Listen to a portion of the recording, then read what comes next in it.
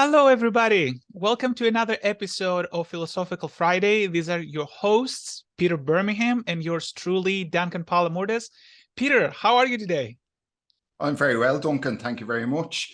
Delighted to be back into the studio to dive down the rabbit hole on what's sure to be another interesting topic for our listener. Absolutely. What is this topic? So today we're going to talk about something that I think pretty much every poker player definitely suffers from at some point in their life. It's fancy play syndrome. Very good. And so just as we start off, just a little light start, Duncan. Where did, in poker terms, who first coined the term fancy play syndrome? Oh, that's a little bit of trivia. That is an excellent question. I have no idea. I can make a wild guess. Usually with these acronyms, I mean, people, call it FPS for short, from fancy play syndrome, the initials. I would guess it started on 2+2. That would be my guess. Like, typically speaking, these types of terms, back in the day when people, were talking about all those things, a triple merging range and all of this nonsense, typically starts on 2+2. But I wouldn't be surprised if there was somebody else. Do you happen to know who coined the term? Yes, I do, actually. Awesome. Yeah, and it actually well predates 2+2 and their love of these kind of terms. It was actually the great Mike Caro that first coined the term in poker terms.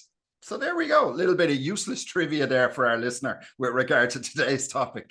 Actually, you know what? I don't think it's useless at all. And here is something that you reminded me of, something very relevant with what you just said. The concept of reframing, right? I mean, the idea of fancy play syndrome and fanciness in general is something which is certainly not new to people. Like, I mean, as we talk about it, people will definitely identify and relate to a lot of things that we're going to talk about. But what's interesting is actually finding the proper words or coining terms can be incredibly helpful. Like, my favorite example is a word like anti-fragility, right? Which, again, coined by Nassim Nicholas Taleb. We've talked about anti-fragility a lot in this podcast. Now, the concept of anti-fragility is not to be credited to Taleb, of course. I mean, that idea of basically growing through stressors is something that, philosophers like Nietzsche have talked about, philosophers like the pre-Socratics have talked about. So this is not something new. However, the term is certainly to be credited to Taleb. And actually, the idea of finding a term which can be succinct, can be descriptive, can be helpful is both difficult and incredibly helpful. So having somebody who actually said, okay, how do I call this thing of basically trying to be fancy about stuff and overthinking things and overcomplicating things with potentially negative consequences? Well, that's a mouthful. We will never get anywhere that way, right? I mean, so I might find a nice way to make it succinct, to communicate it to other people. So coining is itself very valuable. Coining a term and finding, a specific, Caroism in this case, right? I mean, I like that one, Duncan.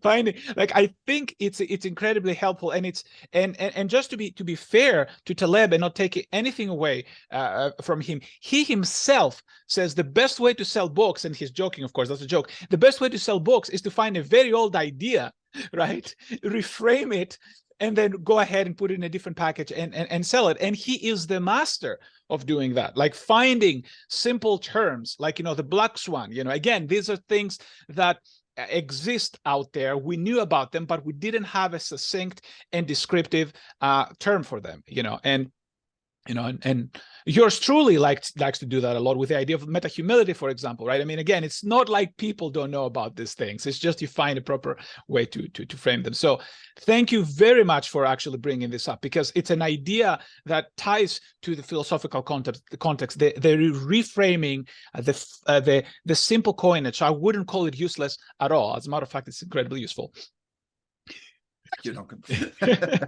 And how would you define, like, in very long way, what fancy play syndrome is in your words? So what is Caro is simplifying there? So I think if I was to describe it, I would say it is trying to outthink, in poker terms, obviously we're talking now, trying to outthink your opponent to maybe a level or two above where that opponent probably actually sits. So you're using a play that is particularly nuanced, but the nuances of which may be completely lost on your opponent. Absolutely. So you do something a bit above their heads, perhaps. Yes, so, absolutely. Right. And what are the consequences of that? Why that could be potentially bad? Well, I suppose from a poker standpoint, the biggest drawback is that the player doesn't recognize what you're doing. Let's take, for example, a very basic concept of you arrive on the river, you're out of position, you check, the player bets, there's a flush on the board, there's a potential flush on the board, and you have the ace high blocker. And I think this is an idea that most players can relate to. It's something we've all done. You raise, and obviously you're blocking the nut flush at that point, and that's the idea. The intricacies of that, while it's still simple, may be lost on the opponent, who just looks at their hand and says, I have a flush, I'm calling. You know, there's no, I don't care that it's the queen high, jack high, all they see is a flush. So you're trying to outthink them when they're not looking past their own two cards. So that's, and I think that's in simple terms, like that's a simple enough example, but I think that shows the consequences pretty clearly, that it's, you know, you're trying to outthink them when you're overestimating their ability to think in the hand, or their need to think even. You know, it's how we look at these things are obviously very different. Absolutely. And this is an excellent example. And I would take it one step further. Sometimes, depending on the level of sophistication of the opponent, they might even call with one pair in a situation like that, right? I mean, they can say, I have to pair, I always had, I had to pair, I'm going to call. And what is happening there is that they are thinking at a different level than we're expecting them to think. Is what we would call, we're giving them too much credit in some sense. But it's very interesting to dissect what is happening in the opponent over there, right? So what is happening in the opponent over there, we have a conflation of two different players from our perspective. What do I mean by that? When we make that check raise on the river, there's two types of players who will make that check raise. The player that has no idea what they're doing there. I mean, they haven't seen the flush, and I'm oversimplifying just for the listener to be able to pay attention, because again, we don't know exactly the levels of people who are listening to that podcast. So there's the check raise on the river from the person who even they haven't noticed the flush, and I'm exaggerating a little bit.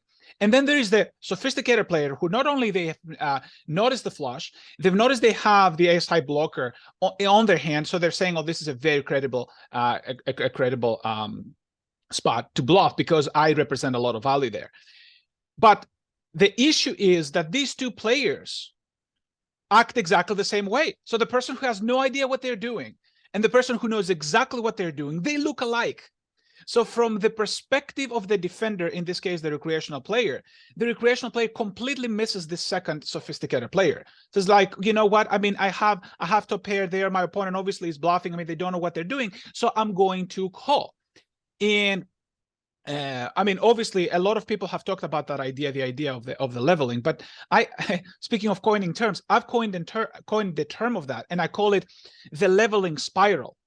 And the leveling spiral is an idea that actually shows not just in poker, but in everyday life too. And the simplest example is seasons, right? And why do I call it a leveling spiral? Because if you look at a spiral from the side perspective, you can clearly see that it's a spiral, it's a spring. You can see it going up, you can see it swirling depending on the angle that you're looking at. However, if you look at a spiral top down, what do you see? If you look at a spiral top down, what is exactly that you see?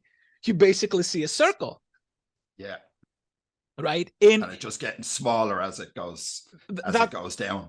That's exactly correct. Yes, it gets smaller, but even, you know, like even if we don't, let's say, see that smallness, we still see a circle. We definitely do not see that concept of elevation. We don't see, or descending, right? I mean, we don't see that the spiral goes up and down.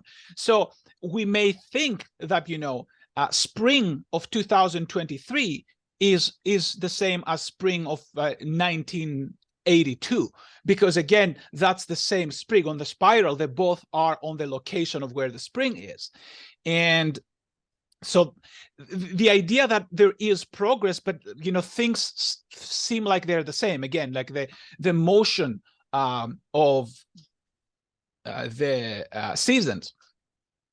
And there is an example, a weird example. I don't know if, have I told you the pitcher story? I told you how one time I got sick and I had like a sore throat. Have I told you the sore throat story? I don't think I've heard this one, Duncan. No. Are you curious to hear it? Oh, I'm very curious now. The fact that you're smiling at me while you're saying, have you heard it? I'm very curious to hear it. You just reminded me, because you're always bringing like those like very interesting examples and they spark these thoughts on me. I swear to God, I hadn't prepared that. So I was sitting at a table. I had a sore throat. I've been getting sore throats all of my life. I have sensitivity, you know, laryngitis and things like that.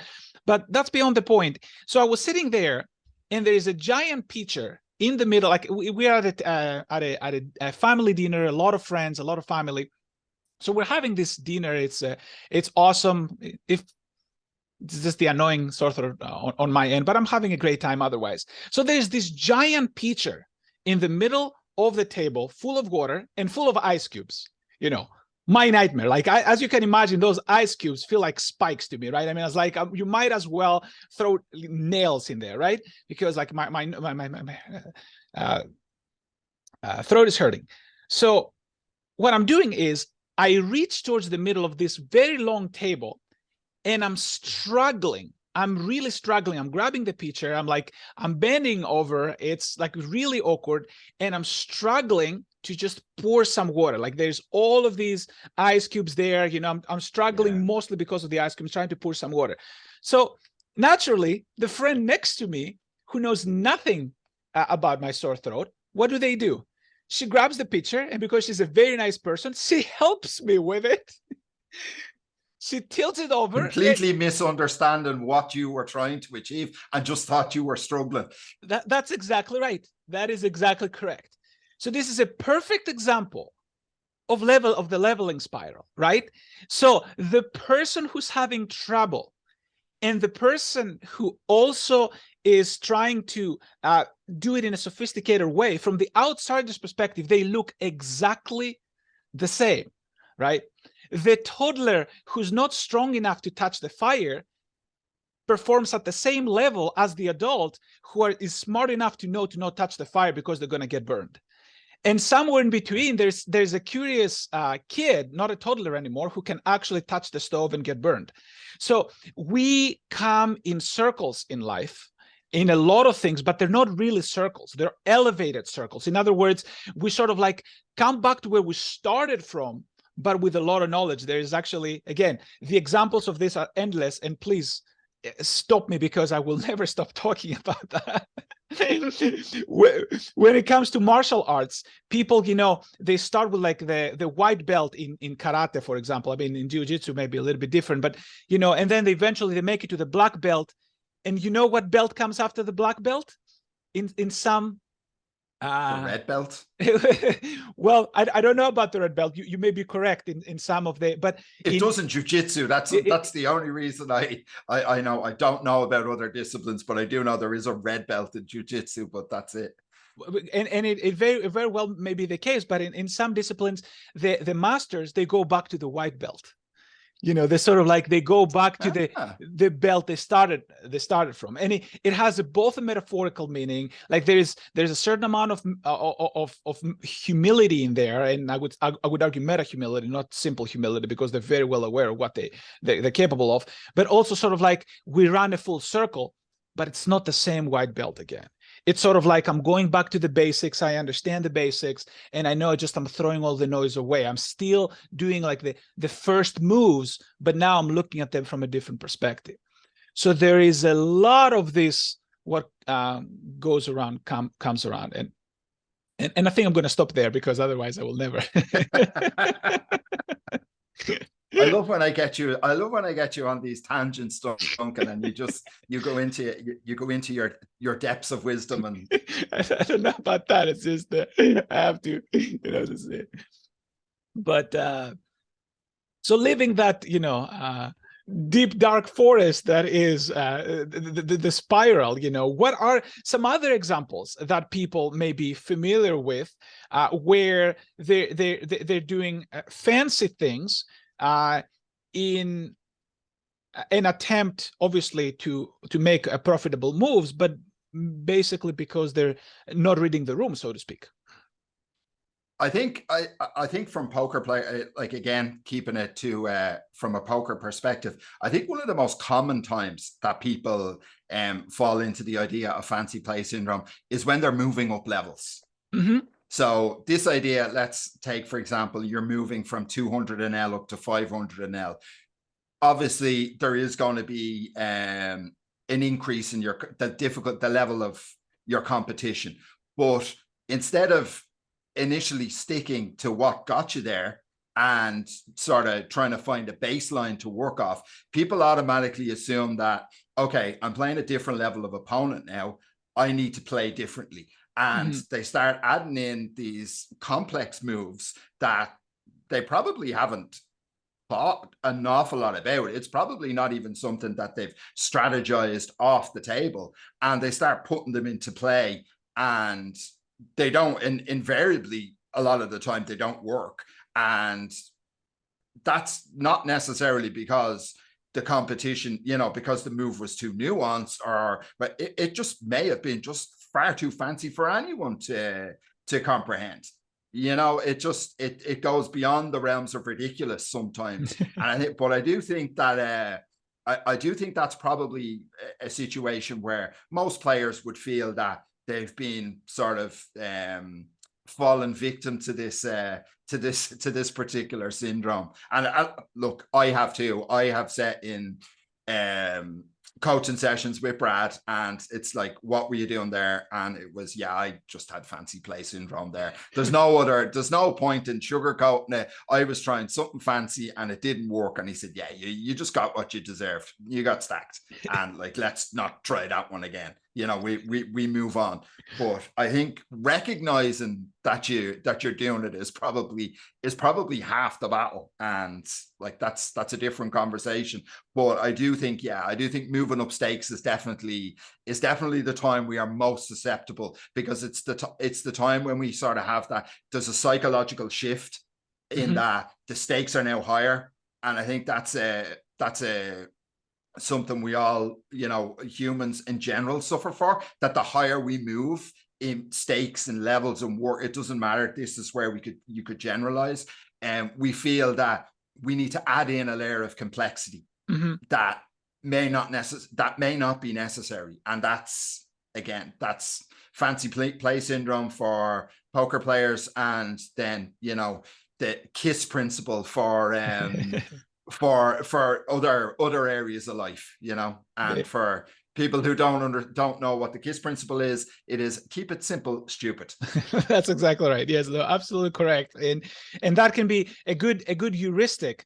You mentioned at least 3 interesting points that I could recount. I mean, starting with the KISS principle, the idea, which is a great heuristic, keep it simple, stupid. And Duncan has muted. I don't know whether he can hear. Can you hear me, Duncan? I can hear you. Yes. Sorry, you just muted there for a second. Oh, okay. No, not a problem. Can you hear me now? I can hear you now. Okay, great. So again, we're doing it live on tape, so things like that are gonna happen.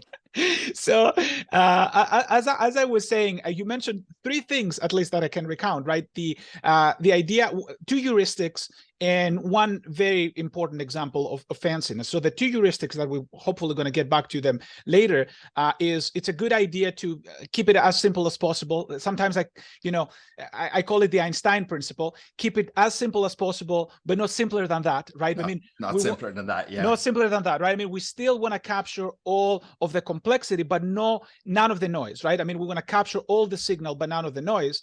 And often the signal is very simple in some extent. Even general relativity, that's why it's the Einstein principle, is simple in its core idea, right? I mean, the idea that, again, we've talked about this a lot, and I don't want to run on another tangent, that it's the space that does this, the gravity stuff. It's not one object that, forces the other to move. It's just the space itself who's been all messed up, and it makes things to slide around. So that's the one. Keep it simple, stupid. The other thing that you mentioned is that awareness. That can be another incredibly important heuristic, right? Being aware that there's fanciness. And we should definitely get back to that when we talk about heuristics. I think is very interesting. And the third thing, which is actually the example itself, is the idea of the adjustment, or the over-adjustment, if you will, when we're moving up or down in stakes. And the thing is, there's something to be said about this. I think it's really, really, really deep, because when we do anytime we're doing something harder in life, I mean, we're talking about anti-fragility earlier, anytime we introduce stressors which are of higher level than the stressors we had before, right? I mean, the idea that we're making it harder for ourselves so that we can grow. Similarly, that happens when we go up in stakes. Every time that happens, there is a necessity for ourselves to overcome that new challenge, right? And this is desirable. So there is a necessity for a certain type of reaction. So what happens there when we move up in stakes, we try to preemptively, right, predict that, hey, there's going to be new stressors coming my way. And before the stressors even arrive, we're actually preemptively going and we're saying, here's my reaction to them, to the non-existing stressors. And I think that is part of the issue. It's not that new stressors are not going to be there when we're going up in stakes. Yes, there will be there, but just, react to them. Some people may not like the word react, but I'm using it here for simplicity's sake. React to them as they come. Like when you, for example, when you go to the gym and you say, you know what, today I'm going to try to put 5 more pounds on whatever exercise that I'm doing. You're not all of a sudden, instead of moving your hands up, you say, you know what, I'm going to move them sideways. You're still moving them up in the same way. It's just that you're putting more effort. I would say that, moving up in stakes is exactly the same thing. One of the, so to speak, 2+2 collective wisdom advice is never change your game as you move up in stakes. And by never change your game, what the community really meant is go play your game, and hopefully within your game, you have adjustability as a factor into it. So if you know how to adjust in any game, lower stakes or high stakes, it doesn't matter that you moved up higher in stakes. If you learn how to adjust to opponents, you will adjust to those opponents exactly the same way you would adjust at a lower level game. Does that make sense, yeah. Peter? That makes perfect, and it's nice to hear some good advice coming from 2+2 that we're not just going to throw away. But no, I think that is really good, because when you move up, like if you all of a sudden start changing things without seeing the ground in front of you, like inevitably you're just going to run into trouble. But like, play your game, play your own game, play your level, and then you have a baseline for how your strategy works in this new arena. It may be that there may be only a few opponents in your pool who are performing to a level that you might need to adjust, and that the rest of the pool is just going to, succumb to your strategy overall. So you have to, I think, getting that baseline, seeing how the land lies, as it were, when you first step in, is very important. It's a kind of a look before you leap approach, because I think the like overcomplicating things is definitely leaping. You know, you're leaping to conclusions that haven't been, you know, that you're drawn but haven't been borne out yet. You bring about another very good point there. That's exactly right. And if I were to reframe it a little bit, and again, I'm doing the reframing mostly so that I can understand what you're saying myself. I'm just translating it in sort of like my internal language. What I would say is that moving up in stakes is not a stressor in itself. What's a stressor is that you may have different opponents. You may or may not. And you made a very good point. You say, look at the opponents. Maybe a couple of them are better than what you used to. And sometimes that happens too, by the way. Poker is such a complex game where you go up in stakes, and actually the game, on average, that game that you're in might be better than all the games you've been playing in lower stakes. That can happen too. So the stakes themselves are not the stressor. The stressor, the new, and by stressor, I mean, you know, the new challenge are the players, but you have to face them first to identify them as such and say, oh yes, this player has a different range, a different strategy, a different range, the composition, and different strategy. They're picking up spots differently than I'm used to. So now that's an opportunity perhaps for me to grow. And what growth means, again, it is very dependent on that stressor. Yeah, absolutely. I totally agree. I think as you say, like the moving up stakes, the stakes themselves can be quite arbitrary when it comes to, you know, level of opponent. And as I think, as most people have said, almost the higher, like when you get into the real high stuff, it almost the level of opposition almost regresses. That's right. Regresses backwards. But I think I think a lot of the time it comes down to, you know, that sort of, you're playing one state. Let's say you're playing 100NL, for example, and you're playing that for several months. You're very comfortable. You know most of your opponents. There's nothing really ever surprising, and all of a sudden you're thrown into something new. And I think now all of a sudden it's the unfamiliar. It's an uncomfortable, and I think we as humans, we naturally feel uncomfortable in new situations when we haven't been there before. And while poker should be a bit more simplistic because the game doesn't change, only certain strategies may change, it's still, I think we honed in on that part of our psyche that says this is a completely new environment, and we allow that part of ourselves to take over, and we go into that sort of mode where it's like, okay, this is new and this is different, so we have to adjust because it's a new environment, when in reality it's only maybe a slightly different environment. The environment has not changed to the level that we think it has.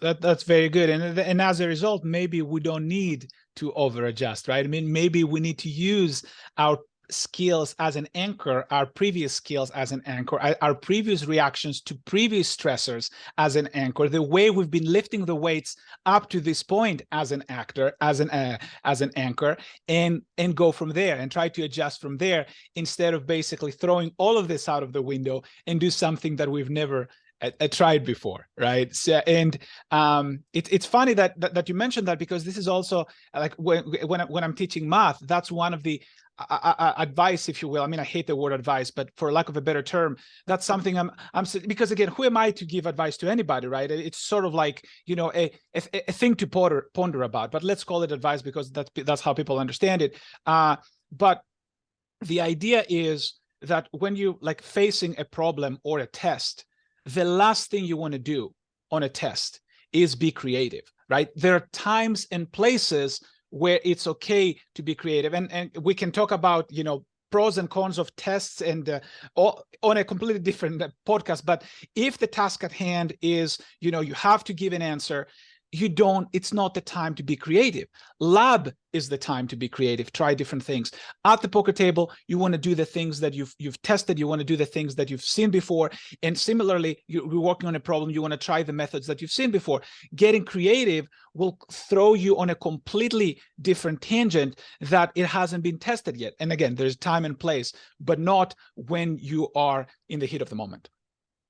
Yeah, that's quite interesting. We actually we in the Wolves program we had a high level performance coaching session with Adam Creek on Sunday past, and one of the parts of it was he broke down practice, big game, and recovery, and we were putting in, you know, points to take away, you know, for each. And one of the things about playing in the big game, shall we say, is that, and I think that applies to a test, which is, you know, the big game in its own arena, is that you stick to what you know. You keep it simple. You don't move away from what you know. The practice, that's what the practice ground is for. That's what you do in practice. That's what you do off the table. It's not the time to start getting inventive or creative when you're in the moment, because inevitably, with all experimentation, which is what it is, there's going to be errors. So you do not want to do that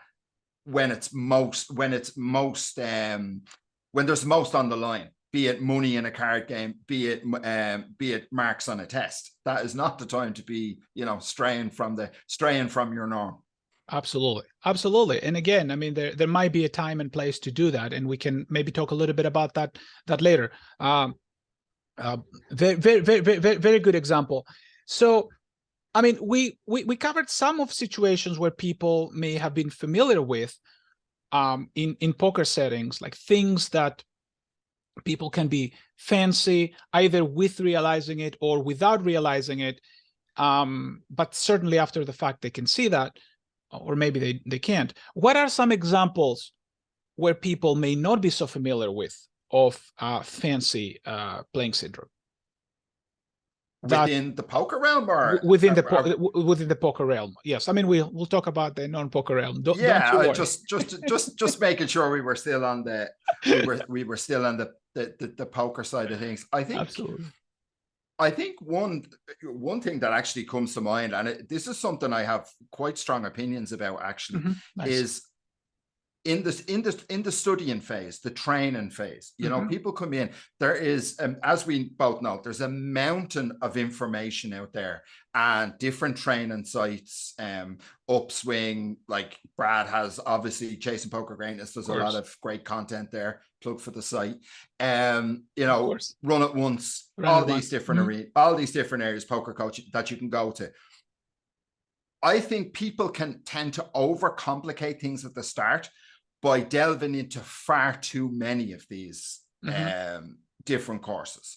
I think if you were to pick one, stick with that and follow the philosophy that particular site teaches. That's going to take you to X level. And once you've sort of mastered that, then you could think about, you know, sort of branching out and see where your knowledge is maybe not where you want it to be, and you know, if your game is not up to scratch. But I think people, they tend to just buy everything, and I've done this. I've picked around, like, I mean, this comes from experience. They pick around, you're picking from so many different sources that all the information just gets muddled. So you've got concepts from a Run It Once coach that are going to clash with something that, say, for example, Brad teaches. You've got something from an Upswing coach that's going to clash with something that, say, Jonathan Little teaches. But you've got all this information swirling around in your head, and you don't know where you're going, and you're not actually creating a strategy that you can implement. Your game is not improving, your mind is all muddled, and you really don't know where you're at. And I've seen this as I said, through like experience from my own experience, and I've seen it with other players, and the way they post hand histories, and they'll say, well, I was looking at, you know, X training video and there was a concept around this, and it's like, yes, that concept exists, but you're misapplying it in this situation. It doesn't apply here. So I think this is one that maybe people don't even realize they're doing it, but I definitely think it's a good example of overcomplicating a situation where the simplest approach would be to stick with one, you know, coach or training site and go through that process, and then start to figure out when you have more knowledge, because I think a little knowledge is dangerous. And I think that's very true when it comes to poker, because the misapplication of concepts is like it's rife throughout, you know, the smaller stakes, because people, they pick up on something and say, oh, I can use this here. Well, yeah, no, you can't. You know, it just doesn't apply. But you've got the concept down, but just the application is, when to apply it is missing. So yeah, the training spaces, yeah, and I probably sound really passionate about this. No, you know, I really, not at all. but it is something that I do have very strong opinions on, because I see people, and it's like they're wasting money going out buying, you know, subscriptions for 4 and 5 different sites, and it's like, no, stick with one coach to start. Learn your game, get the baseline down, get your fundamentals down, understand the game a bit more, and then you can start to branch out and see where the new concepts are and where that deviates from the strategy you already know. And then you're in a position better to question, you know, the stuff that you've already learned. Whereas at the start, you take everything as gospel, because somebody who knows more than you is telling you this is true. But unfortunately, you take too much information on, and then all of a sudden you're gone down this rabbit hole where you're applying 2 or 3 different concepts in a spot where none of them apply, and you know, your game is not developing at all.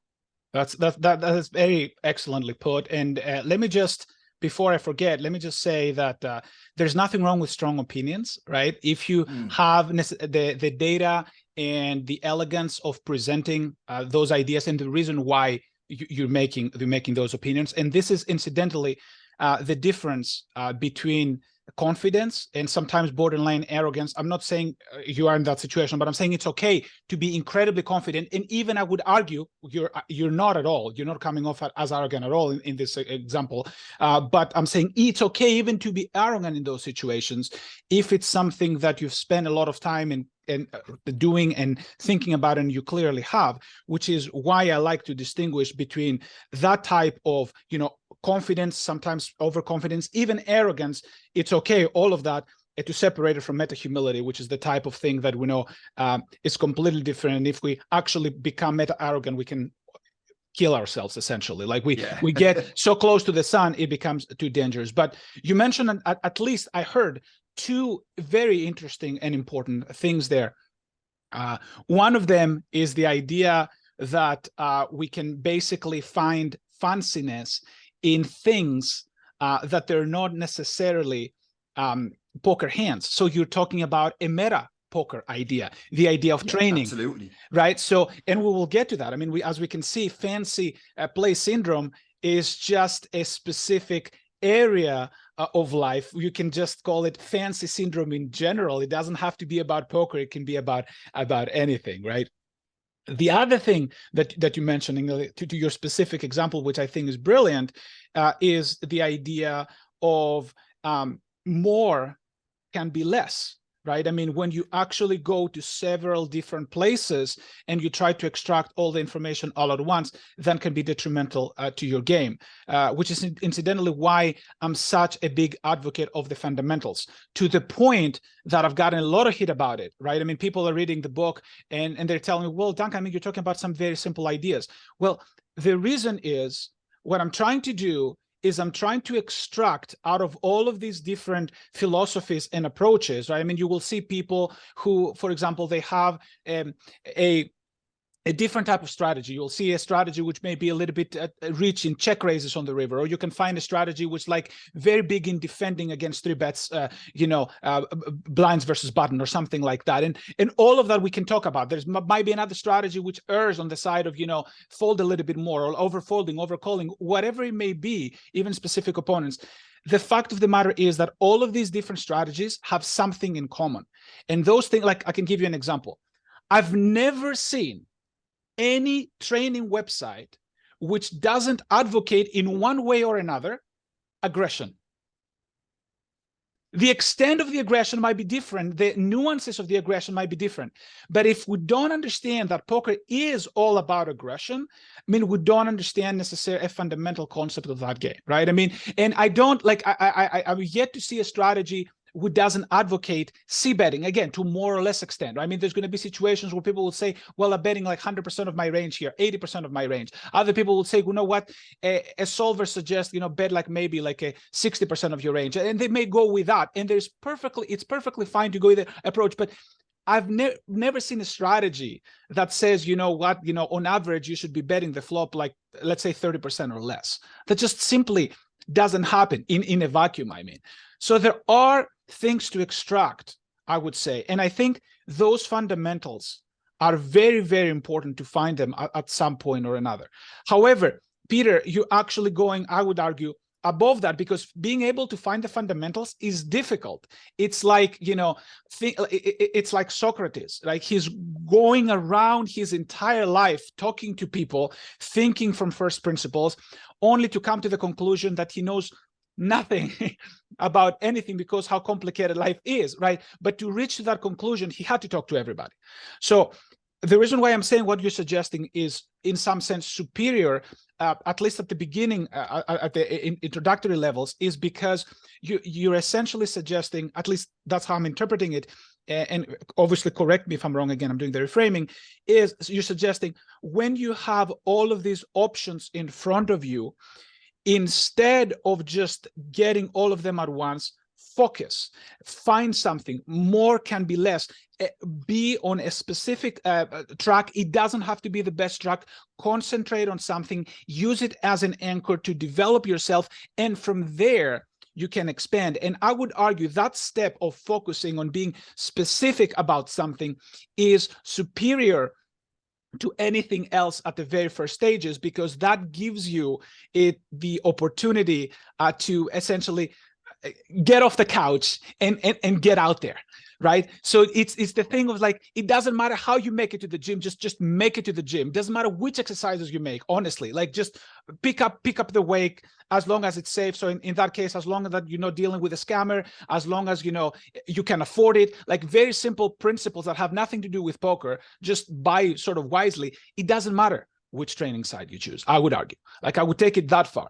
And from there, when you're sticking there, I mean, hopefully, you can expand as much as you want. Hopefully you can get to the point where you can extract these fundamental ideas which permeate along all of these different training sites, and you can become a poker player yourself, and you can fine tune this in such a way that it's helping your personality and style. And I think, some people may disagree with that, especially like GTO-based players. They don't think such thing as style and personality exists.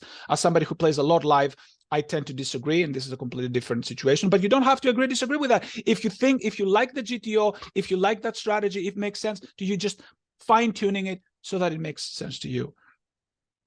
Yeah, I think you actually got exactly what I was saying. You hit the nail on the head, Duncan. I think by and large, pretty much all the training sites, their sort of fundamental courses, should we say, are pretty much the same. They're all, in one way or another, they're all teaching the same basic concepts, and like pick one and go through it, and that will give you the fundamental base. And it's when people start moving into the deeper stuff, the more complicated seminars that they have, and to do with, 3-betting out of position and, post-flop action, that's when the complexity starts to overcome them. But yeah, it's like, poker is a simple game, but it's very tough to play. So it seems to be very tough to play simple poker. And that's right. Like, I mean, that's a paraphrase of a Johan Cruyff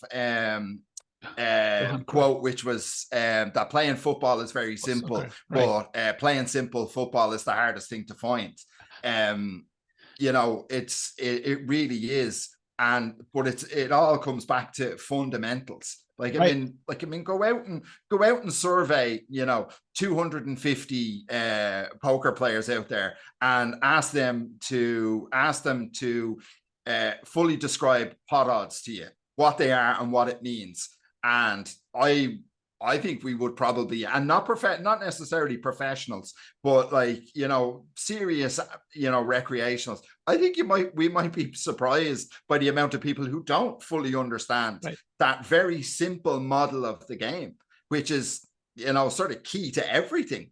But people don't understand it. Equities, right, equity distribution. They're very basic fundamental concepts that, have to be grasped if you're gonna advance your game. But people kind of, they'll look at them and then they'll gloss over them, and then they'll move on, because it's fundamentals. You know, people think, oh, fundamentals are boring. But fundamentals are they may be boring, but good fundamentals. Nothing was built without good fundamentals. Absolutely nothing. No business, no building, no team, no area of life has ever been built without strong fundamentals. Exactly. Yeah. Like them or hate them, you need them, right? Absolutely. They're the key. They're the key. And like, even like a couple in the pod a couple of weeks ago, and we were talking about investments, investment strategies, and we mentioned that like last year, Berkshire Hathaway, their biggest area, the area they made the most money in was oil and gas. And from an investment point of view, it doesn't get any simpler than that. You know, that's very base level investment. Like, I mean, and Berkshire had they're held up as, you know, the paragons of the investment world. This is what people want to aspire to in that area, but they went for something very simple, something very basic, because that's what was going to make money. Exactly. And once again, I mean, we see the leveling spiral in action, right? The idea that the Cruyff mantra, you know, the way I like to put it, it's a complicated way to conquer simplicity. It's a very complicated way. Why is it complicated? Because we need to go up in the spiral. Why is it simplicity? Because again, we look like the naive person who has no idea what's going on. The person who's so clueless, they don't see the fire. You know, in order to not touch the fire, it's the same if you don't know about the fire, or if you know about the fire and you're wise enough to not touch it, it's the same level. So it's a complicated way to conquer simplicity in some sense. And what essentially, you know, Berkshire Hathaway is doing there, they're doing things that a clueless person would do. Is like, okay, I know nothing about investments. What is the thing that I know? I go buy oil, but they're doing it in a sophisticated way, avoiding the noise, knowing why to reject all the other things. The clueless person doesn't why to avoid all the other things. And for the listener here, it does make a difference, because the clueless person will just buy whatever, and sometimes they will be right, sometimes they will be wrong. But like buying something because you reject all the other things, you know, is thing that makes a huge difference. And not to get too dark here, but it reminded me when I was a teenager, right? I had that idea. I was first trying to form that concept of, you know, like that leveling. I came up with that idea for some reason. I was talking to my uncle, who's a brilliant man, you know, when I was like a teenager, 15 or 16, and sort of like saw this thing. And one of the teenager, you know how teenagers are, emo and all of that stuff. So I used to say as a teenager with passion is, you don't really get to live if you don't think about suicide. You get to live if you think about suicide and you reject it. So it's like, so it's obviously, you know, this is something that it's obviously like a very, you know, a teenage, like emo, like, you know, I'm not suggesting people to like, you know, to have these thoughts or anything like that. But the idea there of my naive teenage mind at the time is that you gotta go around, see the things, and then make a choice, not just, you know, pick the oil because you don't know anything else. Pick the oil because you see everything else. It doesn't make sense. It's complicated. It's noise, and do the fundamental things. Don't bet the flop because you have no idea what you're doing. You know, bet because you realize that if you check just so that you can slow play, or it's just fancy, it doesn't work. It's complicated, overcomplicates things, and then you go back to the to the fundamentals. So more can be less sometimes. Absolutely. Keep it simple, stupid. Keep it simple, stupid. Exactly. Right. Yeah, exactly correct. So speaking of meta poker, right? I mean, speaking of some areas of life where fanciness can be hurtful, that they're not necessarily individual poker hands. Can you perhaps tell us if what are some examples where fanciness creeps in everyday life, and in other areas where perhaps fanciness can be detrimental if we're not careful? I can think of one kind of clear example, and this is something I've seen a lot of particularly in previous lives, when it comes to people writing reports that have to go to their boss, or they're writing about something that's happened. And this idea that you have to overcomplicate your wording, you have to use big words, you have to use fancy jargon, and it has to read like like a chapter of Proust or something like that. It's no, it's the people over. This is a real bugbear of mine. This is something that is a little bit triggering for me, is when people overwrite things. Because I think we can write in the most simplistic terms and get our point across when we're talking about something specific. There are times when you need to write, as I would class, you need to write it a little bit. You need to nuance things up a little bit. It needs to sound, because you may have to. This may be something you have to speak out loud. So it requires a little bit more nuance. But just in simple terms, you're describing an incident that happened. Why would you ever need to complicate your writing? You don't. But people do it all the time. And this is definitely an area where fancy play syndrome comes into play, I think, on a daily basis with the general populace. That's an excellent example. Yeah, it illustrates again. I mean, all of these ideas we've been discussing so far. Sometimes more can be less. I mean, if I recall correctly, Pablo Picasso, like what he would do, he would actually draw a painting, and then he would draw it again and again and again and again and again, and every time he will remove something from it, right? I mean, he will try to make it to its bare essentials, and then he had something which is, again, not an artist there, but I think it's like has to do with the Cubist movement or something like that. I mean, I'm sure artists can correct me on that, but he had like this very, very unique style, which apparently people find very, very interesting. But it's very interesting, like the idea of basically removing stuff, and removing it's not an easy thing to do. Like sometimes it's important to remove, but if we keep the Einstein principle in mind, like you said, sometimes a certain wording might be necessary. That's essentially, again, I'm reframing, but that's essentially, okay, maybe I went too far. Maybe it's too oversimplistic. Maybe I'm not conveying the message that I'm trying to convey, right? Maybe I need to add a couple of words here. But if there are certain things which, you reread it and you say, well, this is redundant, I already said that. Maybe I can remove it. One thing is certain, writing is hard. Yes. Writing is very hard, and it's almost impossible to convey a certain message. And to be frank with you, Peter, that's why sometimes, when you and I are talking, or generally speaking, like we can run, I should speak for itself, that's my crime, run on tangents and things like that, because I never truly feel satisfied with the way things have been phrased. There always can be phrased better. And that's absolutely, I do agree. Yeah, absolutely. There's always a way of sort of putting a polish on it, or sort of as you say, reframing it so either you can understand it better or the listener can understand something a little better.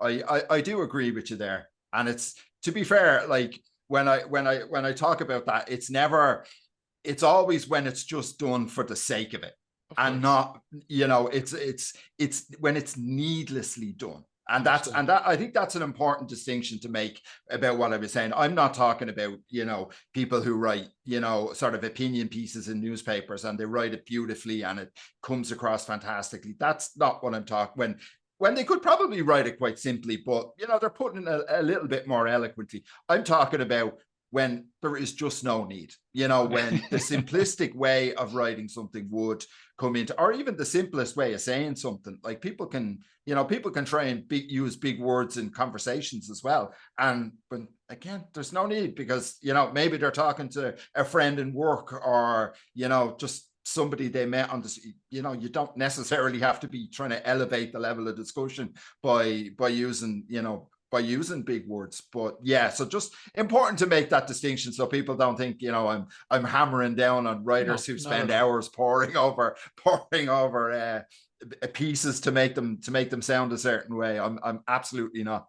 I have much appreciation for those people. Of course, and I think that's clear, and perhaps a good heuristic would be, you know, if what you're writing doesn't come out naturally, maybe you're trying too hard, right? I mean, if you know, yes. So it's, you know, who knows what goes into like good writing? It's not like we have a specific algorithm we're following, but if it doesn't come out naturally, maybe you're trying too hard, and perhaps again there's time and place to experiment, but maybe not when you have a deadline on when, you know, you are in the heat of the moment.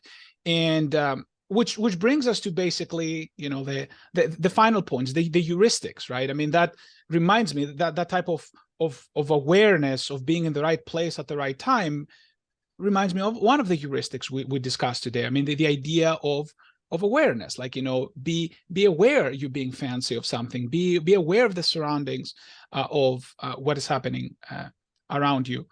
But what are some good heuristics? And I did make a list as we were talking of some of these heuristics, but I'll let you take a crack at it. You know, what are some things? Well, I'm going to steal from a man that was from somebody that was obviously more probably more intelligent than I was, and something that probably most of our listeners have heard of, the idea of Occam's razor. Occam's razor. The simplest answer is usually the right one. And I think that's a really good baseline heuristic with which to work off. I think if you started there, you may have to work out slightly. Sometimes it's not always the same, but I think it's a good heuristic and a good baseline. I think if you were to follow that, you probably wouldn't go too far wrong. Very, very good. And you reminded me of a very nice example somebody gave about Occam's razor. I wish I remember who it was to give them credit, but sometimes, you know, reading all those things, I mean, we forget where we get some of that information. So apologies to the author who made this incredible example, but there is a really nice example of Occam's razor where it goes something like this. Let's say you're a father of two. You have a daughter and a son and your wife, and you come back from work one day. You open the door and you go into the kitchen. You see, you know, like a ladder. Somebody moved the ladder. The cabinet is open. And the giant jar with the cookies has been opened. All the cookies are gone. And then you're pondering, what happened here? So, I mean, obviously, there's several theories, right? I mean, there's a theory that a very short thief, you know, broke into your house, then remembered to not, you know, damage anything, just stole the ladder, went into the cabinet, you know, went there, opened the cookie jar, ate the cookies, stole nothing else and left. I mean, that's a theory, right? It is consistent with what you see. But there's also another theory, which, you know, people already know. I can see you laughing here. Of course, you know, like your daughter or your son, you know, they decided to get sneaky that day because you were gone, and then they took the ladder, obviously took the cookies, and they ate them. So I think this is a perfect illustration of Occam's razor, because as funny as this is, it illustrates that the first theory makes so many assumptions. And basically the underlying idea that every assumption you make has a probabilistic cost to it. As a matter of fact, the proper probabilistic way to talk about Occam's razor, it's not the least amount of assumptions, it's the most likely amount of assumptions. So if you have, for example, you know, 5 assumptions that basically each of them has a fairly high probability, that can be a better theory than one assumption, which is impossible. Like, for example, let's say an example would be, let's say that somebody who you thought died just shows up in front of you, right? So there is one simple assumption you can make, you know, they died and then they came back to life, right? Which is a very costly assumption, because as far as we know, resurrection doesn't happen. So that's a very costly assumption. But there could be a series of other assumptions that maybe that person which you thought was dead, after a series of events, you know, the person who told you, they misheard, and they heard from somebody else who also they misheard, or there was a little bit of a misunderstanding, which can be a misunderstanding as long as a movie, right? I mean, usually these types of misunderstandings come into movies, and you have a series of assumptions. But those series of assumptions probabilistically are less costly than this one big assumption, which is resurrection. One of the sort of more unlikely ones that I was just thinking of there, which is even more probabilistic, like it's a better chance of being real, is, well, that person just has an identical twin that you just didn't know about. There you go. There you go. Exactly. That's a great one. That's a great one too, right? I mean, that's they have an identical twin, but you know, there are situations where there is, like, again, a simpler explanation, but there are also these examples in life where, you know, a series of events can be probabilistically less costly than a single assumption. So this is called the probabilistic version of Occam's razor, and I'm sure you know, poker players can appreciate that, right? Because again, we can go ahead and choose the assumptions which have a higher probability collectively, you know, and usually that means fewer assumptions, right? Because again, every time you add an extra assumption, probabilistically, you have to multiply the probability with everything else. Beautiful. So Occam's razor is one heuristic, right? You know, try to eliminate assumptions, or try to choose the theory that uses less assumptions. What else can people do heuristically? I think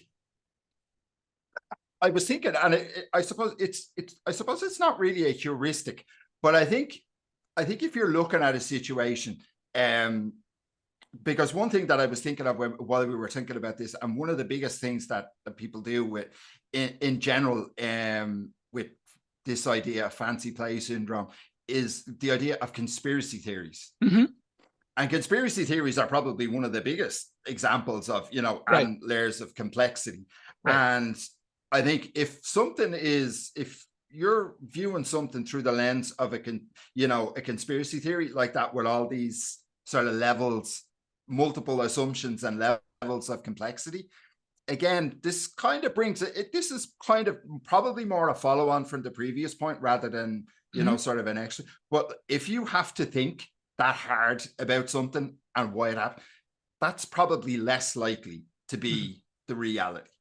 And this goes back to what you were saying earlier about the writing. If it doesn't come naturally, if you have to overthink something to get to a conclusion, you're probably on the wrong track. That's a very good point. Or at the very least, I mean, you should be worried about it. You should double check your work. You should look for stronger evidence. And this is the difference between people who make breakthroughs and the people who have conspiracy theories. So if somebody, because that's another thing which is dangerous, right? I mean, people who are on the verge of a breakthrough typically have to go against the status quo, right? So it's typically, yes, that's true, right? They have to go against everything.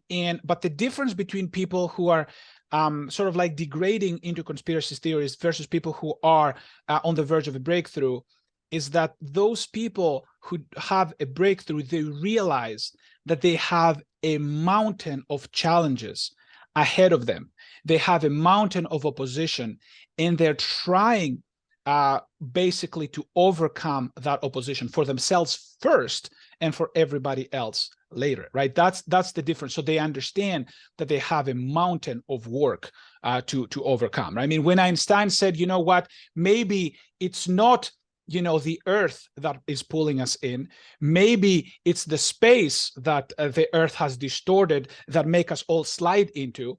He realized that this is an incredible claim to make, and he realized that he had to work for 10 years to frame this properly, to borrow things from mathematicians to make sure that Newton remains intact, that basically the ideas that came before him and already worked need to be integrated in his theory. And he worked incredibly hard, painfully hard, not just to convince other people, but to convince themselves. That's the difference there, right? And other people will just naturally, you know, after he did all the work, they will naturally start to accept them. That's the difference between, you know, breakthroughs and all of these outrageous claims that the only thing we have is like a strong belief in that. There's a huge difference there. But I'm glad that you brought that up. That's an incredible point. You know, like it's essentially, and again, I'm doing a little bit of very framing. If it doesn't come naturally, and you also don't do the work, you know, that you don't do the work, then maybe it's time to reconsider. I think another heuristic I think we could take away is, and this can apply quite generally, if you find yourself, and this like apply to moving up stakes in poker, you know, you get a promotion in work, you go to a new job in the same industry. Remember what got you there in the first place. Mm-hmm. Remember the previous steps, the previous strategy, or the previous work ethic, whatever it was that got you there is the reason that you're at this point. So don't throw that out the window as soon as you get to that next level. It's keep yourself, remember what got you there. And that's your baseline now moving forward. You can add to it, you may need to take away from it, but allow yourself that time to adjust when you move into a new situation. But remember your baseline, and your baseline is what has got you to that point. Who you are, or who you have been so far, can act as an anchor for the present and the future. Absolutely. Right? Yeah, that's very well put, Peter. And again, it ties up to all of these other things we talked about. I mean, they stick to what you know, right? I mean, you mentioned that earlier, and you're mentioning here again, that stick to what you know. It's a very important thing, because what you know, like you said, is what brought you here. What you know is something that you spend a lot of time to know it. If you actually know it, you really know it, it means that you have spent some time, and then you can throw out the baby, so to speak, with the bathwater. Keep the baby at all times, you know. They keep it simple, the KISS principle, keep it simple principle, right? Or the Einsteinian principle, you know, we're going to keep it as simple as possible, but no simpler than that. Again, we want to respect the complexity. We talked about awareness, the idea that it is so important, and you mentioned that also several times, that, you know, when you are in a situation, it is important to understand, if anything, that you're being fancy. It's okay to be fancy, but the worst thing about being fancy is being fancy and not knowing about it. not being mindful about it. It's absolutely okay. You know what? It's not only okay to be fancy, it's okay to say, this is fancy and I'm going to be fancy. Perfect. All power to you. You're aware, you know, you're doing it, hopefully in a controlled environment. Hopefully you understand the risks. Great. You're an adult. Hopefully, I mean, if you're not an adult, you know, I don't know if you should be gambling, but that's a different story. But then, you know, or even thinking about fancy play syndrome at this point. Fancy play syndrome. Yes. Hopefully, you know, you shouldn't be tuning into this type of podcast, but it's the internet. So, but yeah, be aware of that situation and why you're doing what you're doing. We also talked about more can be less. You know, sometimes, you know, adding extra things can be noise. Now, that's not always the case. We have to be careful. We're not trying to oversimplify or overanalyze, but many times it's difficult to separate the noise from the signal, and the signal in many cases is very short, and a lot of it around it is noise. So it's important to cut through that noise, because more can be less. It means we're actually adding noise. There cannot be much improvement on the signal. Now, there are situations, GTO comes to mind, for example, that the signal is itself very complicated. So understanding that the signal is complicated is another thing. So a lot of things that may seem like noise might be necessary, but there's also a lot of noise around GTO, and it's important to cut through that. We talked a little bit about that in one of the earliest podcasts. I think it was the first podcast, actually. And then correctly, you mentioned Occam's razor, right? I mean, the idea of basically finding the theory that makes the least amount of assumptions. Or if we want to think about probabilistic Occam's razor, the theory that makes the most likely assumptions as a whole, right? Yes. It makes the least probabilistic cost, like it has the least probabilistic cost, which in this case means high probability versus low probability. Anything else that I may have forgotten to mention, or I think you covered us and finished us out quite nicely there in your summary, Duncan. I think it was I think it was very eloquently put. I'll get a little fancy with my words just at the end, but I think it was necessary. I see what you did there. I love it. So let me just for the fun of it, let me ask you one more question. Just sort of like came to mind. Is it, FPSing for the sake of it, or does it have a purpose? Like, is there a purpose to FPSing, do you think? Just like as a sort of like closing statement. What are your thoughts? I think it can have a purpose. It can have a place. It can have a time. But I think the most important thing is awareness, understanding that you're doing it, and that the situation you're doing it in will be appreciated to the point that it has a chance of success. Be that in poker, be that in writing, be that in whatever arena there. But like, to take the poker example, that you're trying to pull off something where your opponent is thinking to a level that they will appreciate what you're trying to do, so that the nuance of it is something that they will consider. But if they ain't going to consider the nuance, well, then you're just doing it for the sake of it. Yeah. So and that's the thing. It's doing it with a purpose, for an audience that will appreciate the nuances of what you're trying to do. I love it. So maybe you do FPS when it's essentially no longer fancy, right? I mean, you do something fancy when it sort of like ceases to be. Exactly. And at that point, it probably just becomes standard. It's just, right. You know, it moves from fancy play syndrome into high level thinking. Right. So this is an example where the noise actually becomes the signal, right? I mean, you know, part of the noise is actually the signal. That's very, very, very well put, Peter.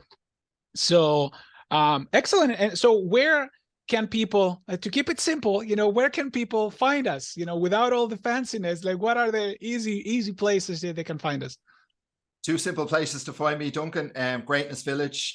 You can get it through chasingpokergreatness.com/Greatness Village. Pop in there, say hello. I'm always around. Or they can find me on Twitter at Peter Birmingham with a 4 at the end, as we pointed out last week. My misclick spelling. I slightly overcomplicated my name, but that wasn't on purpose. It wasn't necessary, and it wasn't on purpose. But yeah, so pop in, say hello. I'm there. And what about you, Duncan? Where can our listener find you? Sure, they can find me also on Twitter, ask the Math Dr. I should probably mention about your accidental FPSing that you actually replace the last M with 4. So for anybody who wants to add you, it's at Peter Birmingham, instead of M, you have a 4, if I remember correctly, right? So yes, it's a very nice accidental FPSing. I love it. I totally dig it. And incidentally, thank you all for, you know, like liking and subscribing to the YouTube channel. That we have basically 2 YouTube channels: the Chasing Poker Greatness and Why Alex Beats Bobby. We upload the videos of Philosophical Friday, where if you're interested in, you know, our facial expressions and you know, our hand gestures and all of that stuff, you can find it in there. Sometimes they tell a lot. I agree with that. I personally like it that way. I think it's more engaging experience. Well, thank you everybody for tuning in. As always, if you have any questions, you know, post them in one of these previously mentioned venues. And Peter, thank you very much again for a beautiful conversation. And thank you very much, Duncan. Absolutely. And we will see you all next week.